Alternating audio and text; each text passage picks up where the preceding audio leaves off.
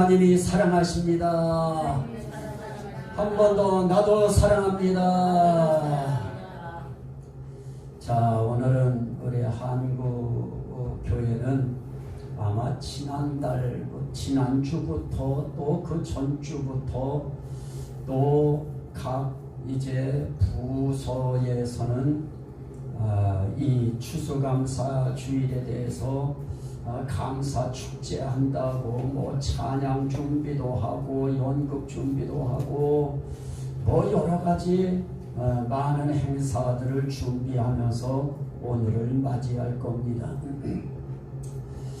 오늘이 좋은 이유, 한국교회에 아주 좋은 이유는 한 해를 하나님께서 지켜주셨다고 하는 것에 대한 평상시에 가졌던 그 감사함을 한 번 더 응집시켜서 하나님 앞에 총체적으로 감사함을 표현하고 감사한 마음을 폭발시키는 그런 의미에 있어서는 저도 이 추수감사에 대해서 저는 찬성을 합니다.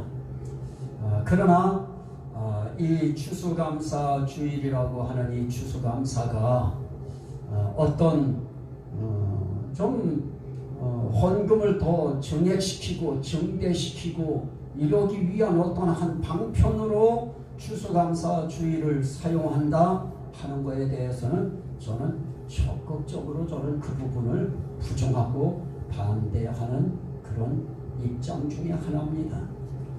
저는 오늘 이 말씀 통해서 오늘 이 추수라고 하는 오늘 본문 말씀에 씨 뿌리는 자가 와서 추수할 때까지 씨를 뿌리고 기다리는데 분명히 좋은 씨를 뿌렸습니다.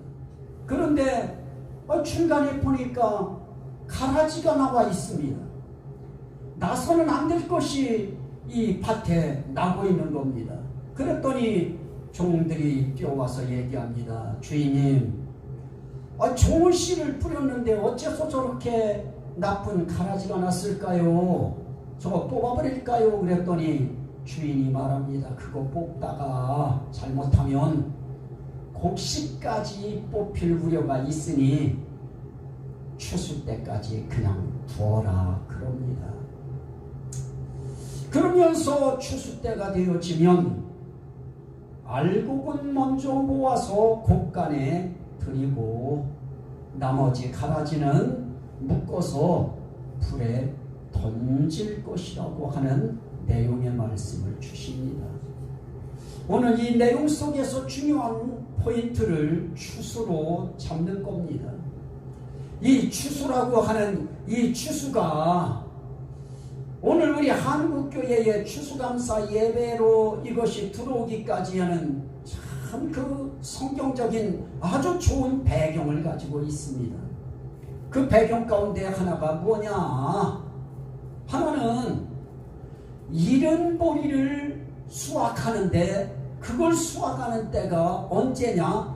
6월절이라고 하는 절기와 가까이 붙어있는 4월경에 이른 보리를 이스라엘이라고 하는 그 팔레스틴 지역에서는 4월경에 이른 보리를 먼저 한번 수확을 합니다.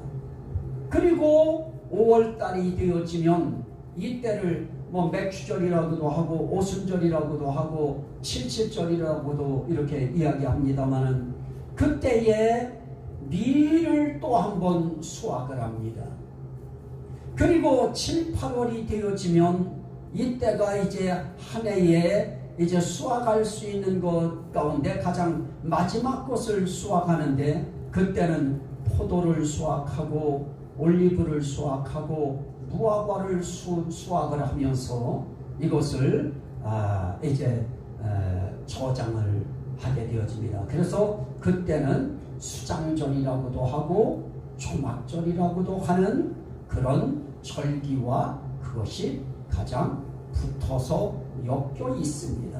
그래서 쉽게 세 가지 절기를 이야기합니다. 하나는 6월절, 하나는 맥주절이라고 하는 오순절, 또 하나는 칠칠절이라고 하는 또 초막절이라고도 하는 수장절, 요 세 절기가 다 뭐를 하느냐?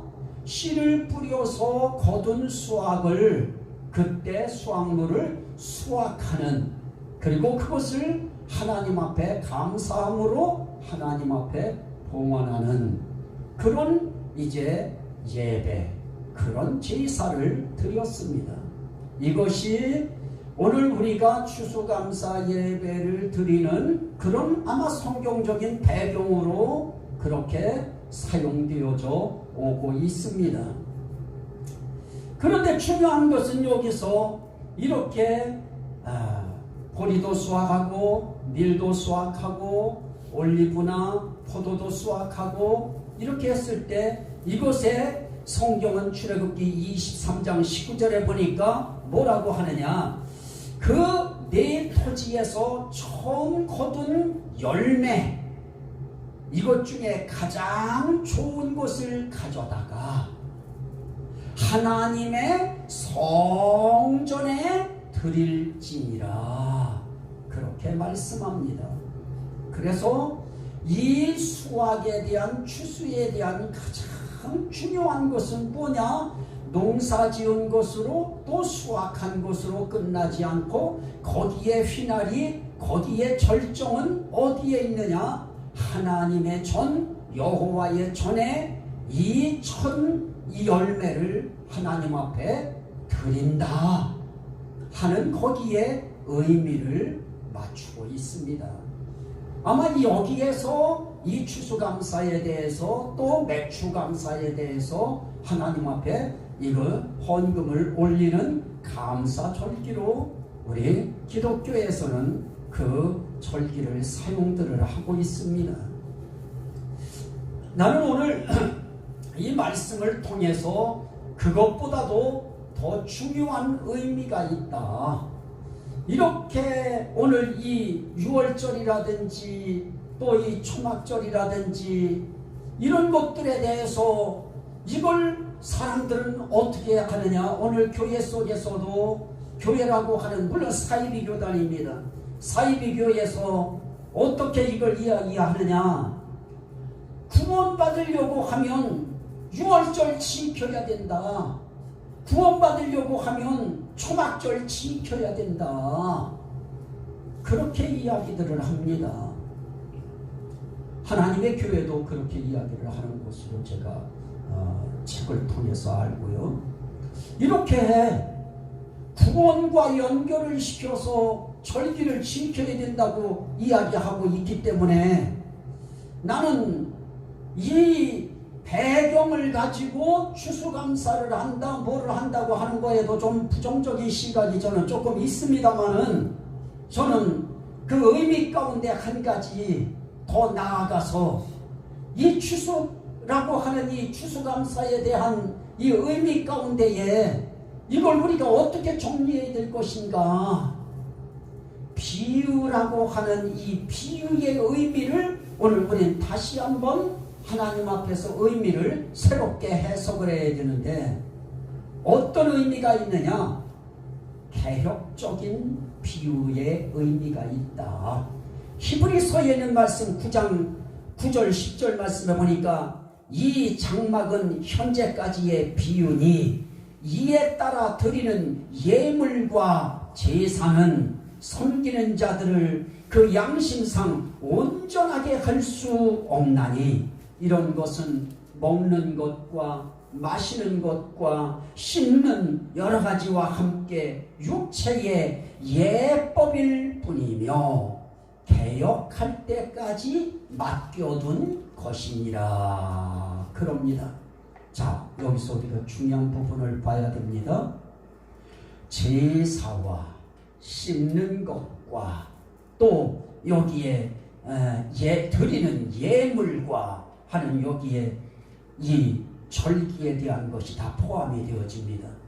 6월절, 맥추절, 또 수장절이라고 하는 초막절, 이 모든 것들이 다 여기에 제사 의미 속에 다 이 절기가 포함되어져서 하나님 앞에 올려지고, 예물도 역시 마찬가지입니다. 예물도 다 하나님 앞에 곡물로서 드리고 요제로 드리고 화제로 드리고 번제로 드리고 하는 이 모든 드림에 대한 이 모든 예물과 그 속에 포함되어 있는 이 제사의 이 모든 형식들 하나까지도 다 뭐냐? 비유다. 언제까지 비유냐? 오늘 말씀에 있는 것까지 현재까지 비유니 이건 주님이 오셔서 말씀하신 그거에 대해서 후대의 사도들이 이 말씀을 받아서 하는 그런 이야기이기 때문에 이 지금까지의 초대교회 때까지의 이 모든 예법들은 예법이었는데 이것은 하나의 비유였다. 비유는 비유인데 언제까지의 비유였느냐? 개혁할 때까지. 개혁할 때까지 맡겨둔 비유다. 그러면 개혁이 어떤 때를 개혁이라고 하느냐? 히브리서 9장 11절 12절에 보니까 염소와 송아지의 피로 하지 아니하고 오직 자기의 피로 영원한 속죄를 이루사 단번에 성소에 들어가셨느니라. 그래, 지금까지 그때까지 사도들이 있던 그 상황 직전까지 어떤 의식에 의해서 그들은 예배를 드렸느냐? 어떤 의식에 의해서 그들이 죄사함을 받았느냐? 그들은 염소와 양의 또 소의 피를 통해서 그들은 죄사함 받는 의식을 거행했습니다. 그런데 이제 더 이상 그렇게 하지 않아도 되는 겁니다. 무엇 때문에 그러느냐? 염소와 송아지의 피로 아니하고 오직 자기의 피로 영원한 속죄를 이루사.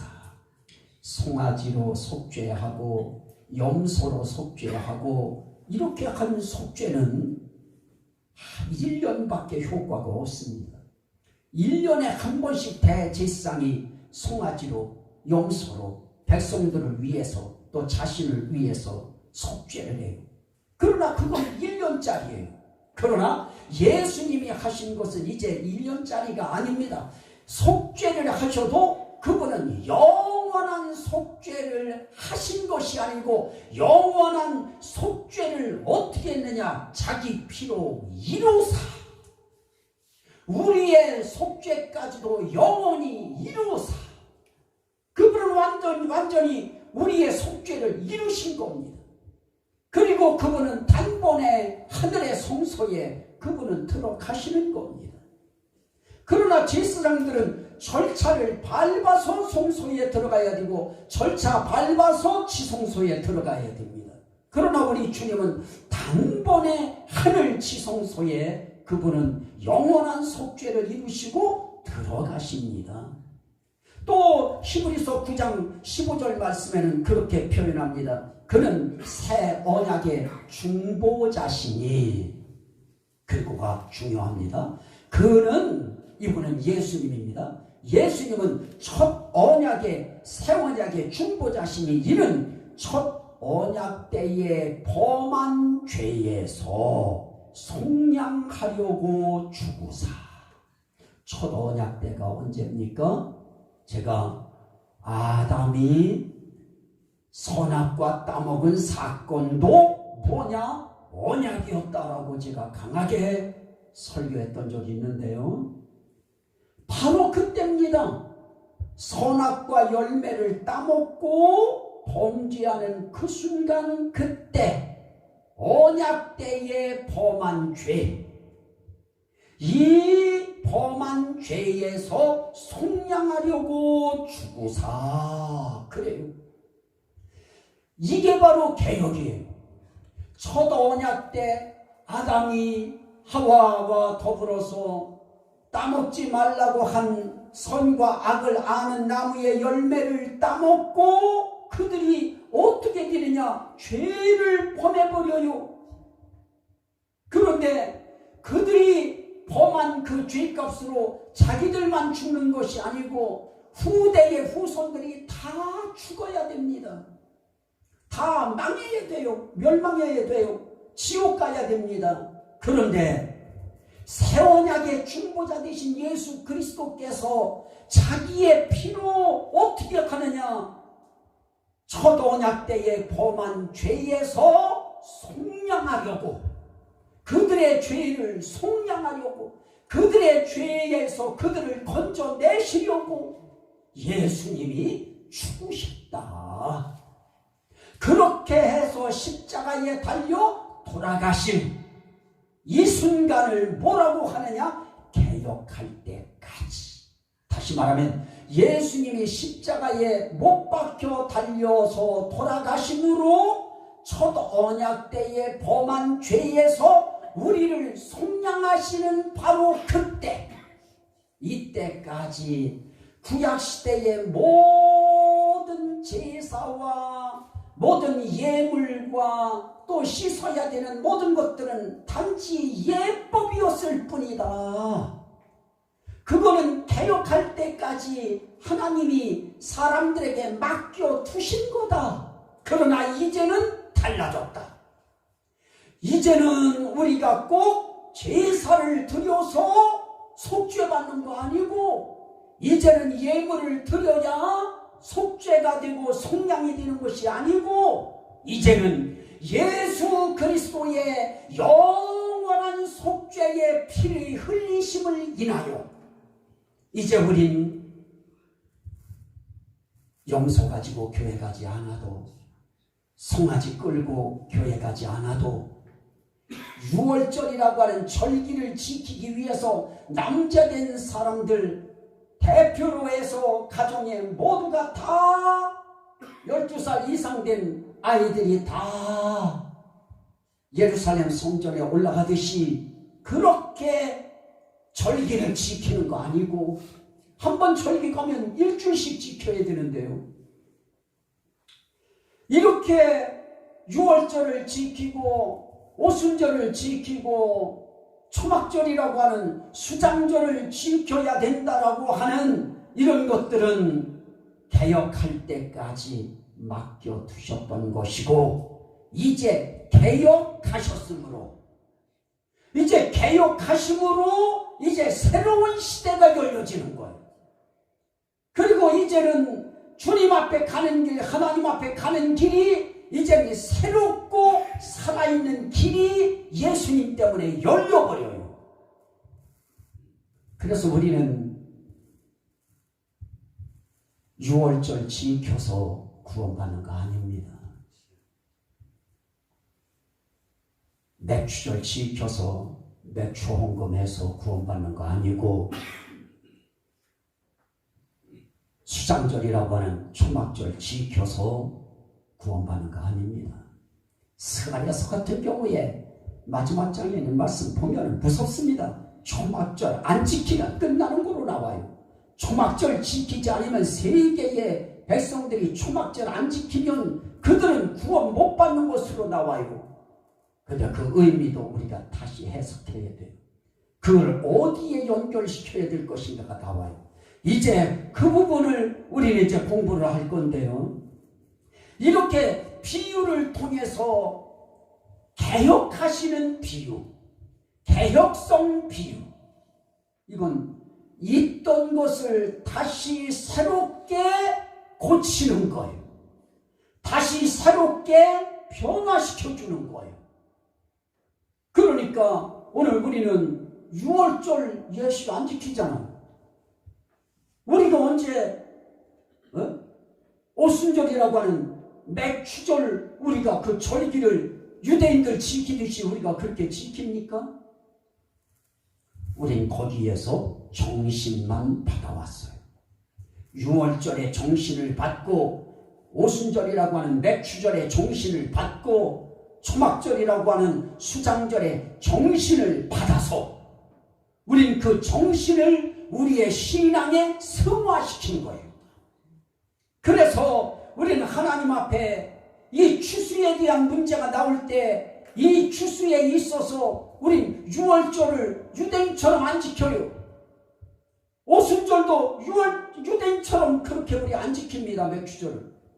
그리고 우린 초막절이라고 하는 수장절도 유대인식으로 우린 그렇게 안 지킵니다. 그런데 이걸 안 지키면 구원 못 받는다고 하는 그런 사이비교회들이 있어요. 우린 거기와는 다르다. 왜 다르냐? 우린 개혁할 때까지 그 모든 제사와 예물과 씻는 것 같은 것들을 예법으로 하나님이 주신 것이지, 예수 그리스도께서 이 땅에 오셔서 영원한 속죄를 이루시고 그 피값으로 우리를 언약 때에 범한 죄에서 우리를 속량해 내시기 위해서 돌아가셨기 때문에 이제 우리 죄는 예수 그리스도의 피값으로 청산이 되었다. 그러면 우린 예수님 때문에 송아지 1년에 한 번씩 안 드려도, 또 송아지 1년에 한 번씩입니까? 1년에 절기가 몇 번이에요? 오순절도 있고 유월절도 있고 또 초막절도 있고, 이런 절기 때마다 1년에 3차례는 이렇게, 이때는 3차례는 반드시 지방에 있는 사람들도 도시에 있는 예루살렘 성전에 다 가야 됐어요. 우리는 오늘 그렇게 안 해도 하나님께서 우리에게 영원한 속죄를 이루어 주셨다고 하는 이 사실에 우린 깊은 감사를, 이 추수감사 주일을 통해서 우린 더 깊이 느껴야 됩니다. 사실은 그 의미보다 더 깊어야 돼요. 그게 첫 언약 때에 아담 하와가 범한 죄에서 우리를 속죄하기 위하여 예수님이 돌아가셨다고 하는 사실에 우린 더 깊은 감동을 받고 감명을 받고 감화를 받고 우린 더 감사한 마음을 가져야 되는 겁니다. 그런데 이 의미는 어떤 의미가 있느냐? 이 추수는 신령한 의미가 있어요. 이건 신령한 의미예요. 성경에 그런 말씀들이 나와요. 외식하는 자여, 너희가 천지의 기상은 분별할 줄 알면서 어찌하여 세대는 분간하지 못하느냐. 그래요. 오늘 비 오겠다. 내일 날씨 맑겠다. 천기는 사람들이 분별해요. 그런데 이 세대가 대체 어떤 세대까지 왔는지 그건 사람들이 분간하지 못하고 살고 있어요. 그래서 또 주님이 하시는 말씀이 있습니다.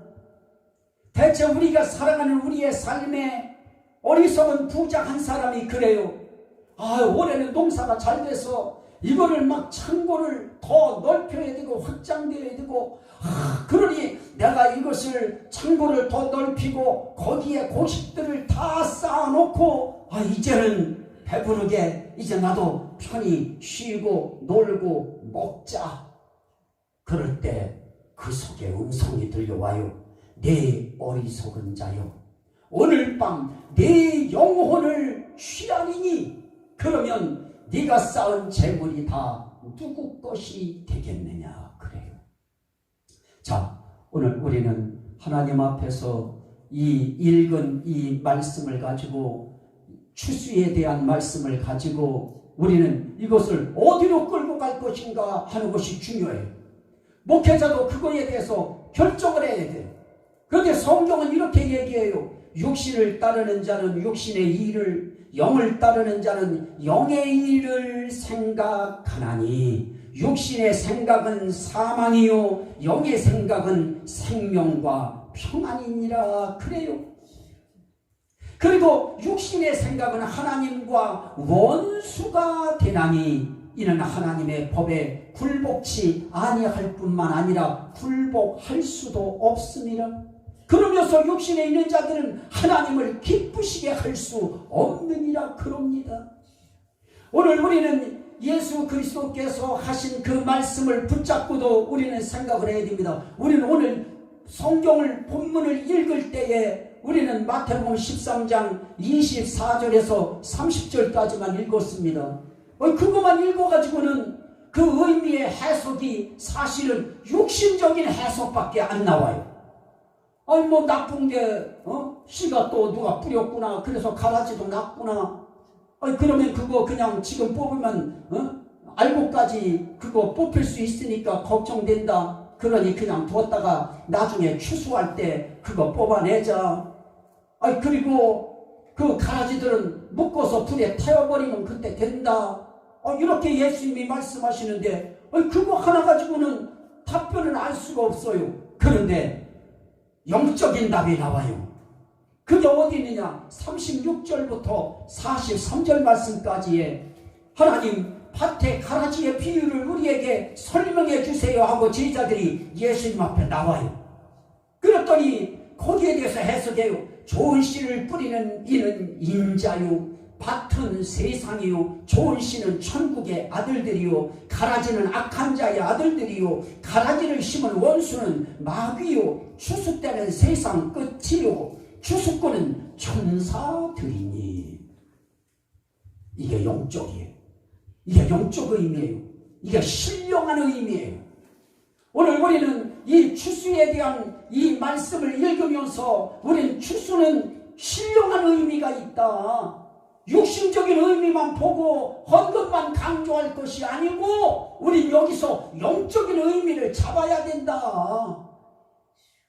그래서 목회자는 육신적인 시각으로 이 추수에 대한 것을 봐야 될 것인지 아니면 영적인 시각으로 봐야 될 것인지 그거에 대해서 말씀 앞에서 우리 자신들이 결정을 해야 되고 그걸 성도들한테 전해서 성도들이 그 어떤 것을 취하도록 해야 되는 겁니다. 그런데 오늘 우리가 봐야 될 것 가운데 하나는 뭐냐? 여기엔 신령한 의미가 있다. 추수에는 영적인 의미가 있다. 그러면 이 영적 의미 가운데는 크게 두 가지인데 하나는 파종하는 거예요. 심는 거예요. 또 하나는 때가 되어서 추수하는 거예요. 여기에 다 영적인 신령한 의미가 있어요. 오늘 마태복음 13장 37절에 보니까 좋은 씨를 뿌리는 자는 인자요 그래요. 파종을 할 때에도 씨를 뿌릴 때에도 누가 뿌리느냐가 중요해요. 좋은 씨를 뿌리는 자는 인자요. 마태복음 13장 39절에 가라지를 뿌리는 원수는 마귀요 그래요. 오늘 우리가 하나님 앞에서 정말 우리의 영적인 삶에 있어서 마귀가 뿌린 자냐 아니면 예수님이 뿌렸느냐, 누가 뿌렸느냐에 따라서 결과가 확 달라져 버려요. 마귀도 뿌리고 예수님도 뿌려요. 그런데 고맙고 감사하게 예수님은 어떤 것을 뿌리느냐? 좋은 씨 뿌린다. 좋은 씨가 뭐냐? 하나님의 아들들이다. 천국의 아들들이다. 나쁜 씨는 뭐냐? 마귀의 아들들이다. 그런데 오늘 그 씨에 대해서 이야기하면서 어떤 씨를 뿌렸느냐라고 할 때 24절에 38절에서 그래요. 좋은 씨는 천국의 아들들이요, 가라지는 악한 자의 아들들이요 그럽니다. 그러면 좋은 씨라고 하는 천국의 아들들과 대비해서 마귀가 뿌린 가라지는 뭐냐? 악한 자의 아들들이라고 했는데 그건 지옥의 아들들이에요. 다시 말하면 천국의 자녀와 지옥의 자녀가 갈라져 버려요. 오늘 저와 여러분들은 예수 그리스도께서 이 땅에 심으셔서 뭐로 심었느냐? 천국의 자녀들로 심어주셔서 우리를 지옥의 자녀 되지 않게 하신 것, 이거 감사하지 않은 겁니다. 신령한 의미 가운데 붙들어야 될 게 바로 그거예요. 나를 심어주신 분이 예수님이시다. 나를 천국의 자녀 되게 하신 분이 예수시다. 그래서 오늘 우리가 이렇게 교회에 나왔다고 하는 것도 벌써 우리 씨가 달라요. 종자가 다른 거예요. 우린 천국의 종자예요. 우린 천국의 씨예요. 우린 천국의 자녀들이에요. 또 하나는 이 씨를 뿌릴 때 어느 밭에 뿌렸느냐가 중요해요. 어느 밭에 뿌렸느냐? 제 밭에 뿌려요. 자기 밭에 뿌려요.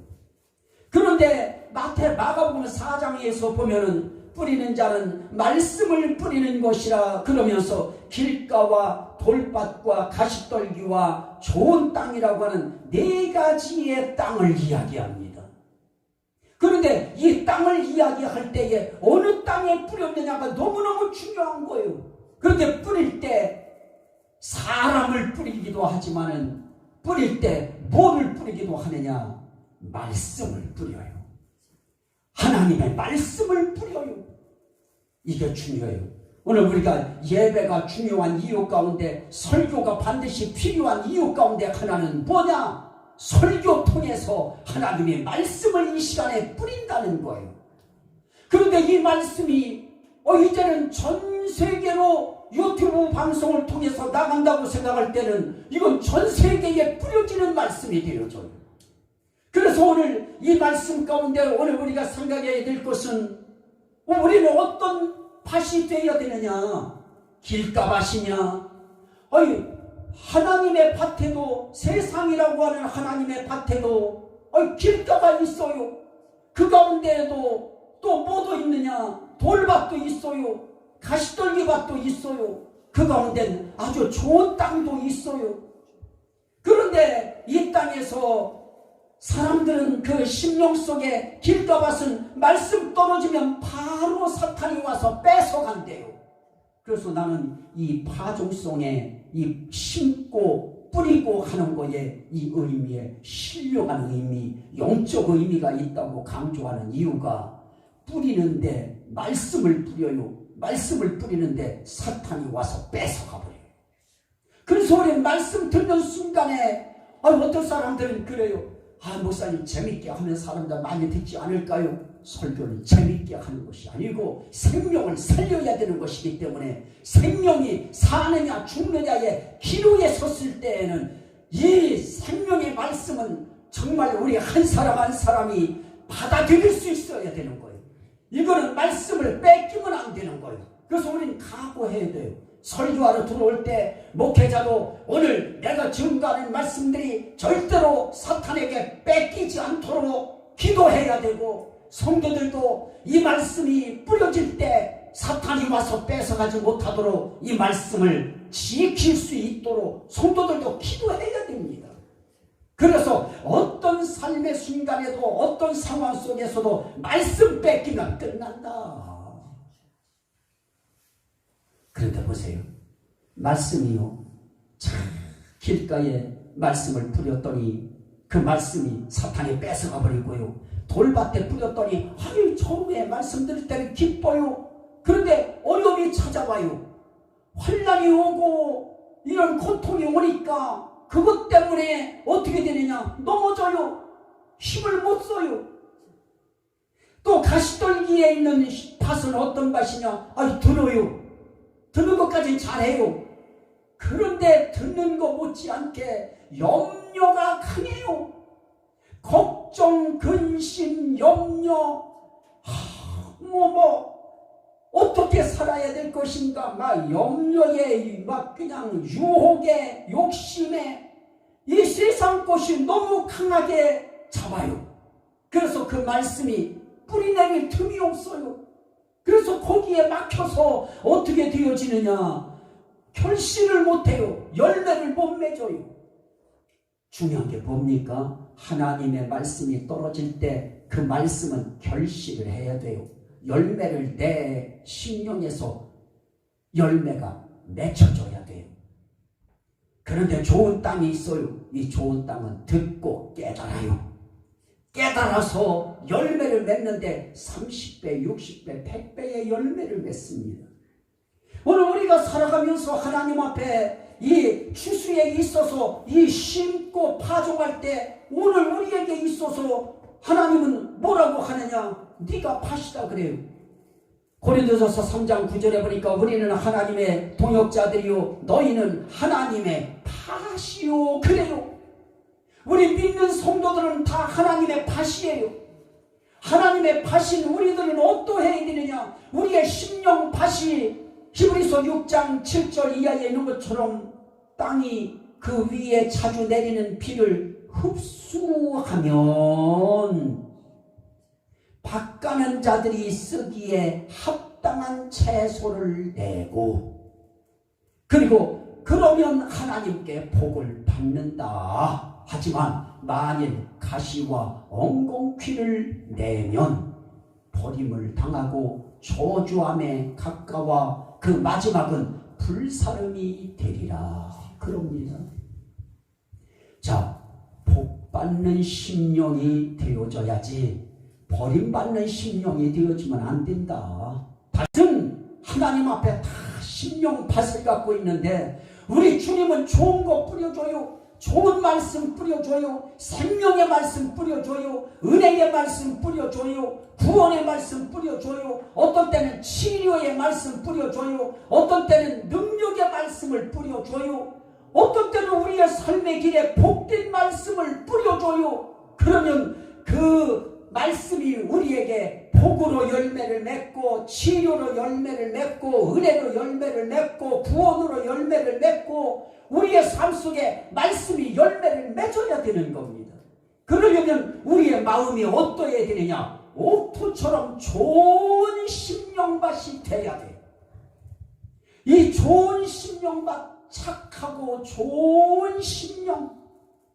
그래서 내게서 말씀이 열매를 맺으려면 어떻게 되느냐? 착한 마음으로 들어야 돼요. 좋은 마음으로 들어야 돼요. 오늘 이 말씀이 나를 살린다. 이 말씀이 나를 일으킨다. 이 말씀이 내 가정을 세운다. 이 말씀이 내 후대를 세운다 하는 그런 마음으로 내가 살면 내 가정 산다. 내가 좀 살면 내 후대와 가문이 산다. 그러면 이 민족도 산다. 이런 심령 자세를 가지고 하나님의 말씀을 한 주 한 주 한 주 들어가면 우리도 모르는 사이에 우리가 익어가고 있어요. 곡식이 영으로 가기 시작합니다. 그러면 중요한 것은 뭐냐? 이렇게 말씀을 심어요. 그러면 이 말씀을 뿌릴 때에 너희가 거듭난 것은 썩어질 씨로 된 것이 아니요 썩지 아니할 씨로 된 것이니 살아있고 항상 있는 하나님의 말씀으로 되었느니라. 그래요. 오늘 우리가 말씀이 우리에게 심어질 때 말씀을 통해서 우리가 거듭나요. 다시 태어난다는 말이에요. 그래서 야고보서에서는 그렇게 말씀합니다. 1장 18절에 그가 피조물 중에 우리로 한 첫 열매가 되게 하시려고 자기의 뜻을 따라 진리의 말씀으로 우리를 낳으셨느니라. 하나님의 말씀으로 우리를 낳아요. 그러니 하나님의 말씀이 우리의 심령맛에 떨어지는 것은 우리를 다시 태어나게 하기 위해서, 영적으로 거듭나게 하기 위해서 하나님의 말씀을 우리에게 심어요. 성경 말씀 전체가 다 그거잖아요. 성경은 구원을 위한 하나님이 우리와 함께 하심을 계획한 임마누엘 계획이라고 할 때 하나님은 추수라고 하는 문제를 아주 강하게 어필시켜요. 이걸 중심에 아주 주님이 몇 장을 통해서 말씀을 하셔요. 여러 가지의 내용을 통해서 말씀하셔요. 그런데 이 추수의 이 말씀이 심는 사람들이 또 있어야 돼요. 나는 심었고 아볼로는 물을 주었으되 그래요. 고린도전서 4장 15절에 심는 자가 필요해요. 심는 자가 있어요. 그래서 바울 사도는 그렇게 얘기합니다. 그리스도 안에서 1만 스승이 있으되 아버지는 많지 아니하니 그리스도 예수 안에서 내가 복음으로써 너희를 낳았습니다. 하나님도 낳아요. 진리의 말씀으로 하나님이 낳는데 목회자들이 하나님의 말씀을 받아서 성도들을 낳아요. 또 자, 큰 틀에서 보면 하나님이 낳는 거예요. 그러나 말씀을 심는 목회자 입장에서는 목회자 통해서 새로 낳는 역사를 하나님은 진행시킵니다. 그래서 나는 심었다고 할 때 내가 복음으로써 너희를 낳았다라고 이야기하면서 나는 너희의 영적인 아버지다 하고 바울 사도가 그걸 강조를 합니다. 그래서 오늘 우리가 신앙생활을 하면서 하나님 앞에 우리는 어떤 자세를 가져야 되느냐? 성도들은 나는 목사님 통해서 내가 거듭나야 된다.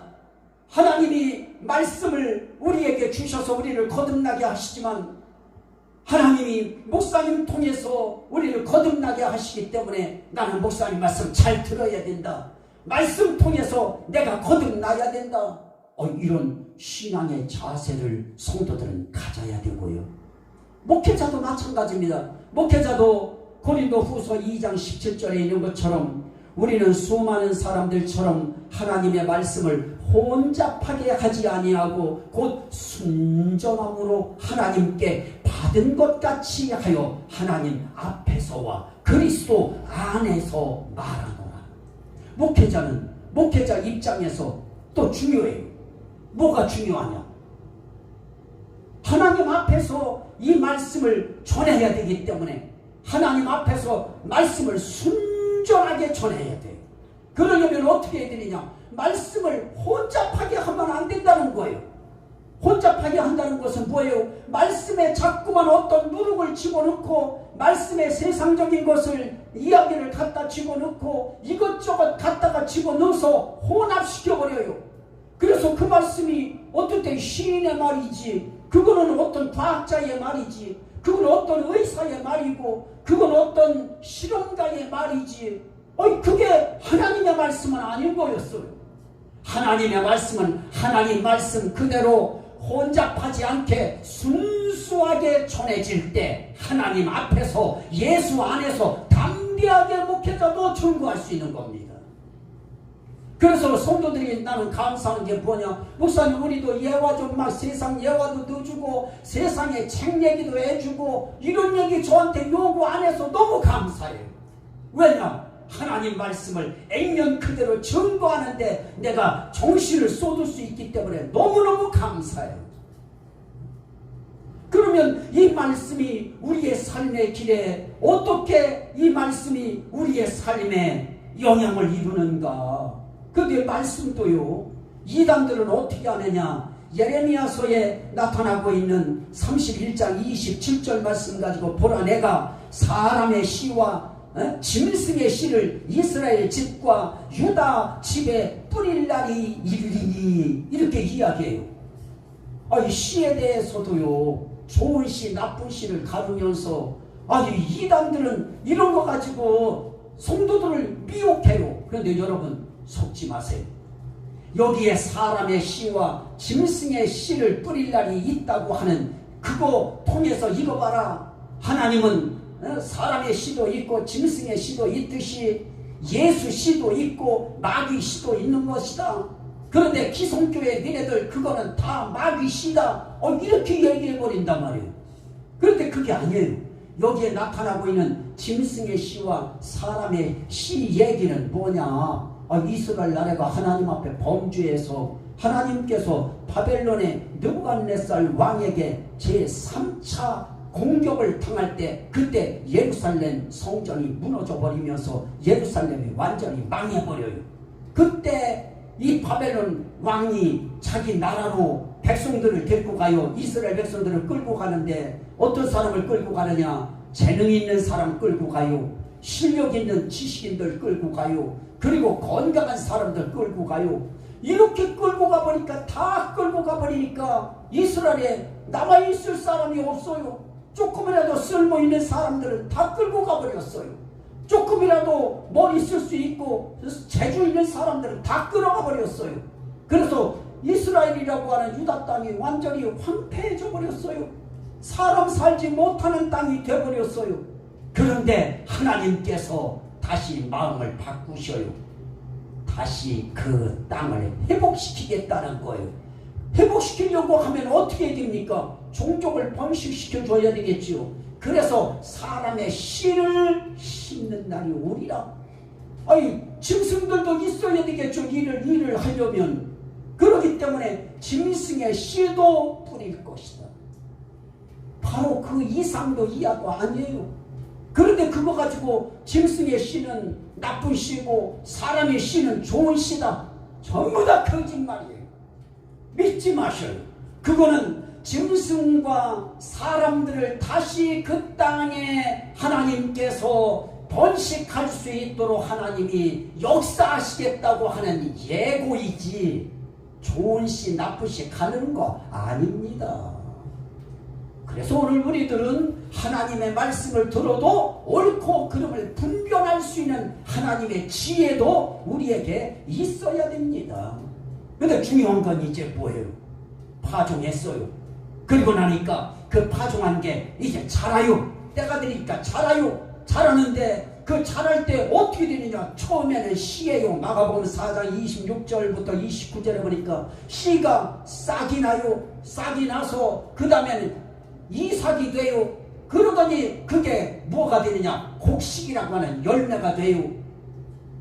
이럴 때에 사람들은 어떻게 자고 깨고 하면서 그게 성장하는지 사람들은 알지 못하더라 그래요. 그러나 성경은 이렇게 이야기해요. 나는 심었고 아볼로는 물을 주었으되 오직 하나님께서 자라나게 하셨나니 그런즉 심는 이나 물 주는 이는 아무것도 아니로되 오직 자라나게 하시는 이는 하나님뿐이니라. 고린도전서 3장 6절 7절 말씀입니다. 하나님이 자라게 하시는.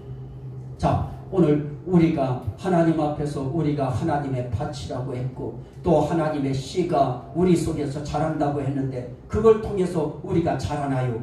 우리의 인격도 자라는데 우리 신앙 인격이 자라요. 하나님이 보는 그런 사람으로 우리가 자라나요. 자라날 때 이 모든 것에 누가 하시느냐? 이건 하나님이 하신다. 물론 목사도 수고해요. 물 주는 수고도 한 목회자들도 여기 있어요. 씨 심는 수고를 한 사람들도 있어요. 그러나 그들이 하는 것이 아니고 그 성도들을 자라게 하고 심령을 자라게 하는 것은 누가 하느냐? 하나님이 하신다. 그러면 때가 있어요. 추수때가 있어요. 추수때가 되어지면 그때는 어떻게 되어지는가? 추수때까지 기다렸다가 추수를 하는데 그 추수에 대한 영적인 의미는 마태복음 13장 39절 40절에 보니까 추수때는 세상 끝이요 추수꾼들은 천사들이니 그런즉 가라지를 거두어 풀에 사르는 것 같이 세상 끝에도 그러하리라 그래요. 그러더니 이게 무엇을 의미하는 거냐? 마태복음 24장 31절에 보니까 인자가 큰 나팔소리와 함께 천사들을 보내리니 그들이 그의 택하신 자들을 하늘 이 끝에서 저 끝까지 사방에서 모으리라 그래요. 추수하는 사건을 통해서 하나님은 뭘 설명하느냐? 사람들을 하나님이 택한 백성들을 이 땅에서 저 땅에 온 사방에서 다 모으는 날이 올 터인데 그때가 언제냐? 예수님이 재림하시는 날이다. 예수님이 재림하시는 날 그날이 되어지면 두 사람이 밭에 있으면 한 사람은 데려가고 한 사람은 버려둠을 당할 것이요. 그래요. 두 사람이 맷돌 지나다가 그날이 되어지면 한 사람은 데려감을 당하고 또 한 사람은 버려둠을 당할 것이요. 이렇게 마태복음 24장 40절 이하를 말씀해요. 성경은 많아요. 그런 내용들이. 추수 때가 되어지면 예수님이 재림하시면 그 재림의 날 어떤 사람은 데려감을 당하고 어떤 사람은 버려둠을 당하는데 1차 데려감을 당하는 사람들은 어떤 현상이 일어나느냐? 부활하는 역사가 일어나요. 그때 사람들이 부활하고 변화해요. 그래서 부활하고 변화한 이 사람들이 어떻게 하느냐? 하나님 앞에서 부활한 그대로 천년왕국을 지내고 또 영원한 이제 하나님 나라의 삶을 살아가게 되어져요. 오늘 저는 추수감사 주일을 맞이해서 오늘 우리가 하나님 앞에 물질적인 추수도 중요하고 물질적인 곡식 추수도 중요해서 그거에 대한 감사도 우리가 하나님 앞에 해야 되는 건 당연하겠지요.